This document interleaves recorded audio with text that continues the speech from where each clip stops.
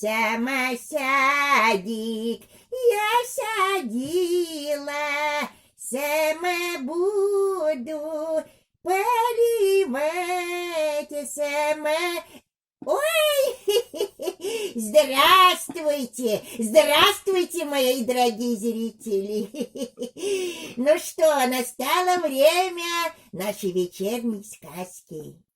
Сегодня я хочу рассказать вам сказку «Дурак и береза». В неким царстве, в неким государстве жил старик, и было у него 3 сына. 2 умных, а 3, ой, дурак. Вот помер старик, стали сыновья делить наследство. Умным много добра всякого досталось, а дураку тоже досталось. Бык, да и тот худой. Умные братья стали на торг ехать. Дурак увидал и говорит: и я, братец, поведу своего быка продавать. Ну, зацепил быка веревку за рога и повел в город. Случилось ему идти лесом, а в лесу стояла старая сухая береза. Ветер подует, береза скрипит. По что береза скрипит, думает дурак? Уж не торгует ли моего быка? Ну, говорит, коли хочешь быка покупать, так покупай, я не прочь. Бык 20 рублев стоит, меньше взять нельзя. Вынимай-ка деньги. Береза ему ничего не отвечает, только скрипит, а дураку чудится, что она быка в долг просит. Изволь, я подожду до завтра. Привязал быка к березе, распрощался с нею и пошел домой. Вот приехали умные братья и стали спрашивать: ну что, дурак, продал быка? Продал. Задорого? За 20 рублев. А деньги где? Деньги еще не получал. Сказано завтра приходить. Эх ты, простота, братья говорят. На другой день поутру встал дурак, снарядился и пошел к березе за деньгами.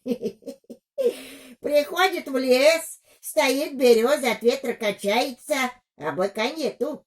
Ночью волк съели. Ну, земляк, подавай деньги, ты сам обещал, что сегодня заплатишь. Ветер подул, береза заскрипела, а дурак говорит: ишь ты какой неверный! Вчера сказывал, завтра отдам, а нынче тоже сулишь. Так и быть, подожду еще 1 день. А уж больше не стану, мне самому деньги надобны. Ну, так вот воротился домой, братья, значит, опять к нему пристают. Ну что, получил деньги? Нет, братцы, пришлось еще денег подождать. Да кому ты продал? Ну, сухой березе в лесу. Вот ты экий дурак, брат, смеются. На 3-й день взял дурак топор и отправился в лес. Ну, приходит и требует денег. Береза скрипит да скрипит. Нет, земляк, коль все будешь завтраками почивать, так я с тебя никогда не получу денег-то. Я шутить не люблю, живо с тобой разделаюсь. Ну как хватит ее топором, щепки-то и посыпались во все стороны. В той березе был дупло, а в том дупле разбойники спрятали полный котел золота.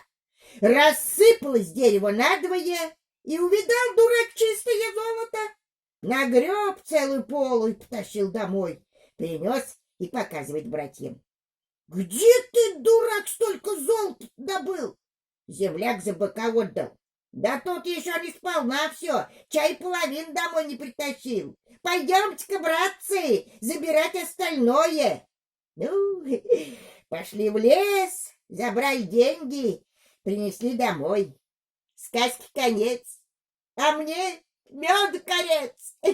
Так вот сказывают, да. Ну, вот такая хорошая, добрая сказка.